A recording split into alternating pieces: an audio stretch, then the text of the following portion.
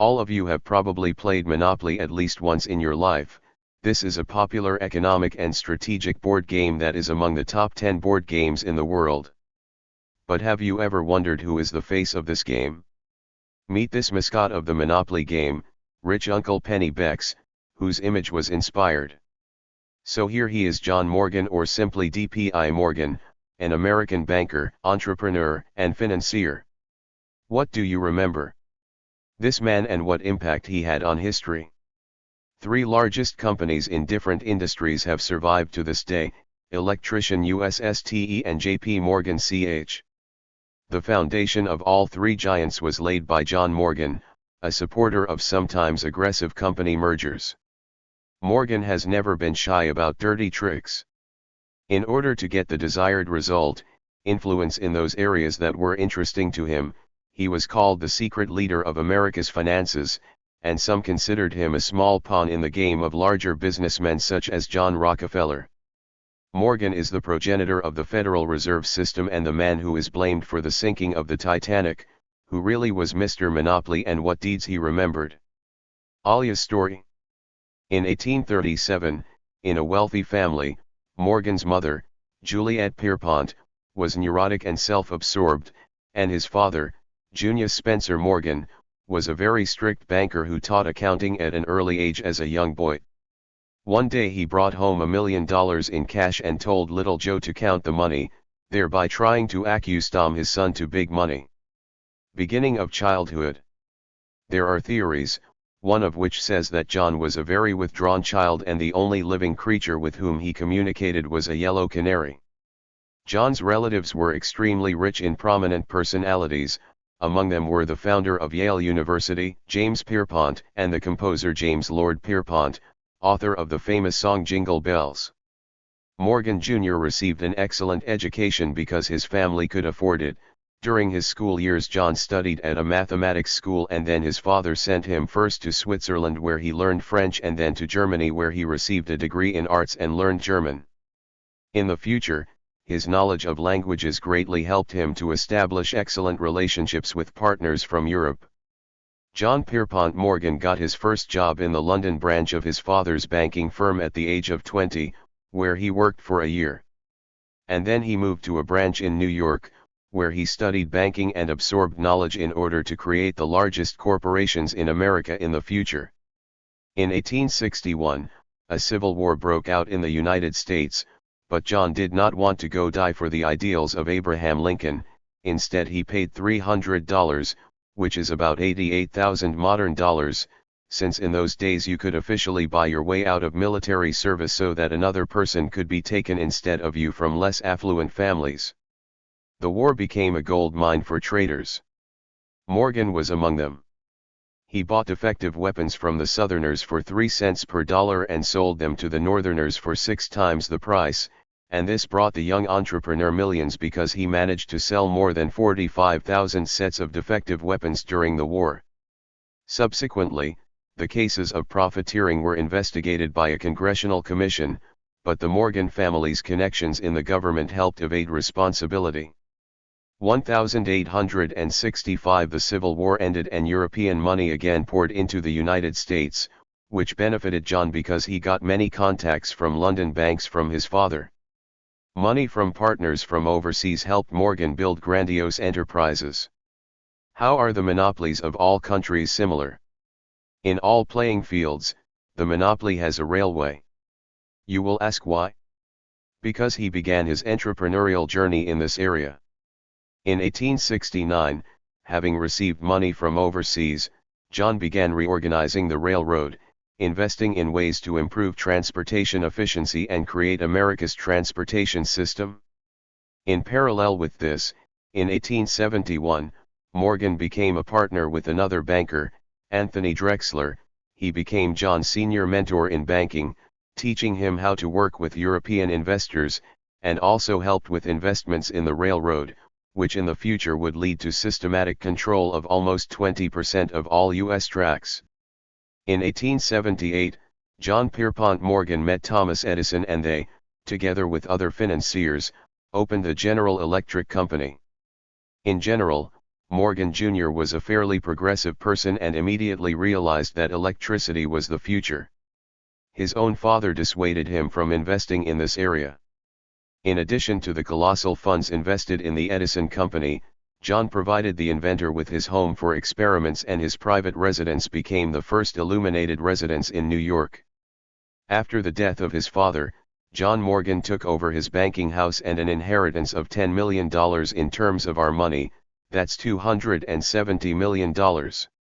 John merges his father's banking house with his established banking house, and the J.P. Morgan Company appears. It is through this bank that mergers of large companies will be completed, and Morgan will begin to seize the monopoly in the field of electricity, railways, and steel foundries. A year before the merger, John's banking house finances the merger of energy giants, so the power plant company of Thomas Edison appears on the monopoly playing field, into which he absorbs the company of another inventor, Elio Thomson, as a result of which the legendary General Electric appears. The new company will become the largest lighting supplier in the country and will build the first nuclear reactor in the United States for the first private power plant. The turning point comes in 1895 when the U.S. gold reserve begins to run dry. Morgan is offering the federal government a stake in its European banks. This proposal was rejected, which Morgan could not come to terms with. He seeks a meeting with U.S. President Grover Cleveland and states the following: "If my plan is not accepted, the government may default." The strong statement had an effect, and soon the U.S. Treasury actually bought 35 million ounces of gold directly from Morgan and Rothschild. In exchange, the entrepreneurs received 30-year government bonds and strong political influence on the U.S. government. Here another famous entrepreneur and the first billionaire in the history of mankind, John Rockefeller, appears in history. Morgan and Rockefeller arrange a secret meeting on Wall Street where a decision is made to finance the election campaign of the McKinley Republicans. But why the financiers were not satisfied with the Democrats, the U.S. Democratic Party wanted to promote the abandonment of the gold standard, in which case entrepreneurs would lose their influence. McKinley won the election, and this helped clear the way for Morgan and a narrow circle of American and English banks. Morgan actually took control of all U.S. finances. At the end of the 19th century, John Pierpont began negotiations to purchase the steel business of Andrew Carnegie. At that time he owned the largest steel company, Carnegie Co., which was a leader in the production of rails for railroad tracks. Morgan's plan was to merge this company with his foundries and mining operations, thereby scaling the company and getting rid of competitors. In 1900, businessmen reach an agreement and Andrew Carnegie receives $487 million. This is an incredible deal, because now it is $125 billion. Just a year later, John merged the purchased company with his Federal Steel Company and 8 other small ones, forming the United States Steel Corporation, whose capitalization crossed the billion-dollar mark for the first time in history. In addition, 2/3 of steel production in the United States was in Morgan's hands. John's influence on the railroad increased because he had the largest rail production. That same year, Morgan united the 3 largest roads in the United States with the Great Northern Railway, Northern Pacific Railroad, and Chicago, Burlington, and Quincy Railroad. But he didn't stop there either. In 1902, John Morgan financed the creation of an international trading maritime company. This company owned the famous Titanic. An interesting story is connected with it. The fact is that Morgan had a ticket on the ship, and specifically for that infamous flight on May 31, 1911, but at the last moment the businessman abandoned the trip and decided to stay in France, where he was vacationing at that time. There are legends that the ship was sunk by a group of entrepreneurs led by Morgan to eliminate competitors. We are talking about the largest entrepreneurs, Jason Astor, Isidore Straus, and Benjamin Game, who really died along with the Titanic. The motive was that they allegedly opposed the creation of the U.S. Federal Reserve System. We are unlikely to find out whether these legends are true. In October 1907, there was a panic on Wall Street, which began the crisis. Meet August Hines, one of the 3 copper kings of the United States, and Charles Moores, a speculator and corrupt official who received a real prison sentence after this financial crisis. These two people tried to take over most of the assets of the United Copper Company for the purpose of subsequent resale at inflated prices. In simple words, ordinary speculation. They began to implement their plan on October 14. 2 days later the company's share price soared by 50% and on the same day the rate fell 6 times, after which August Hine declared his own insolvency. Depositors rushed to return their deposits, but it was no longer possible to get the money. A few days later, on October 20, Masu and Hines banned financial activities. And the largest shareholder of the United Copper Company, the third largest trust in New York, Nick B.R. Trust Company, turns for help to John Pierpont Morgan, who at that time owned such companies as Electric Western Union, Amictel and. We must not forget about Morgan's experience in preventing the crisis in 1895. This was an ideal chance for him and he took advantage of it. The fact is that Morgan and Rockefeller were longtime supporters and lobbies for the creation of the Federal Reserve System, and the financial crisis turned out to be the best moment to convince the government of the correctness of this decision. What Morgan is doing, the logic was very simple. The country's leading financiers were gathered and they began to decide which companies that were on the verge of bankruptcy to provide assistance and which not. This became the prototype of the Federal Reserve System. Morgan's actions turned out to be very effective. But many did not like the situation because a group of entrepreneurs created a monopoly, eliminating competitors and maximizing wage reductions and worsening working conditions for workers. Journalists even came up with a name for this process: organization. Some speculate that it was Morgan and Rockefeller who orchestrated the Panic of 1907 to provide the final impetus for the banking coup that ultimately led to the launch of the Federal Reserve System. A system in which the government transfers its power to print money to private banks. Naturally, the main banks were the Morgan Bank and the Scam Bank. John himself did not live several months before the creation of the Federal Reserve. But J.P. Morgan now, along with 11 other banks, still own the U.S. Federal Reserve. They print an unlimited number of dollars and issue loans all over the world, having almost every state on the planet as their debtors. In fact, these dozen banks control everything and everyone. They have become so influential that they can bring down the economy of an entire country simply by refusing it a loan. For example, until the states entered the Second World War, they issued loans to the Allies, which went through the Federal Reserve System. Having entered into a military conflict, the government itself began to take out loans, but the conditions were now much more favorable, no more than 2.5% for long-term bonds.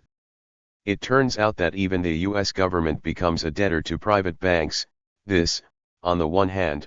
On the other hand, given the scale of the American market and the country's economy in the global system, the Federal Reserve System serves as a key influencer on global trends in the currency, commodity and financial markets. The state, when working with the Federal Reserve System, performs only supervisory functions. Of course, there is a board that is appointed by the U.S. Congress, and it must manage this entire system, but all decisions are made by a committee consisting of bank managers and presidents. It must be remembered that it is this association that has the right to print dollars in unlimited quantities. The Federal Reserve System is even assigned such an unspoken status, a private printing press on a planetary scale. Morgan and his lobby were involved in every dollar you held in your hands. John Pierpont Morgan died at the age of 75, he left a big mark on history. Many responses to his activities have survived to this day. For example, the Panama Canal. Morgan raised $1 billion for the American government to purchase land from the bankrupt French company Panama Calco, thus adding one of the most profitable maritime logistics routes in the world to the U.S. asset. After himself, Morgan left one of the largest banks in the world, J.P. Morgan, which was recognized as the most important financial conglomerate in the world and which ranks first in the Globe's list of systemically important banks in the world. This bank is also one of the world leaders as a transactional offshore, because over $2.5 trillion of shadow transactions pass through it annually. In addition to the bank, a library has been preserved. Morgan Museum, to which his collection of paintings, books, porcelain and various exhibits passed. Diversified company. General Electric produces many types of equipment from aviation nuclear reactors to military products, which include, for example, nuclear warheads. And also the famous second largest steel company in the United States. Morgan was not a public person, he avoided communicating with journalists and hated being photographed without permission. I was very embarrassed about my nose, which was enlarged due to a rare disease. He burned his letters, so all speculation about him is rumors and legends. But one thing can be said for sure about him, money for this man was not an end in itself, he invested astronomically a lot, but equally spent it on charity. His foundation, the J.P. Morgan Charitable Trust, is still operating and aims to support families and improve the quality of life in the United States, as well as education, arts, and culture around the world, continuing the path of charity and philanthropy begun by Morgan himself.